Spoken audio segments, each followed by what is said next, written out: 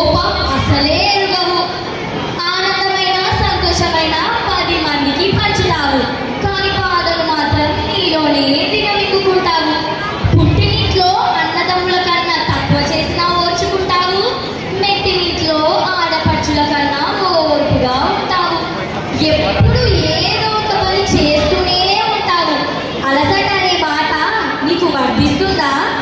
భర్త బాధించినా సహిస్తావు, అత్త మామలు తిట్టినా పడతావు, నీ పిల్లలు ఎంత సతాయించినా ప్రేమతో దగ్గరికి తీస్తావు. అసలు ఓపిక అనే పదం నీ నుంచే పుట్టినట్టుంది.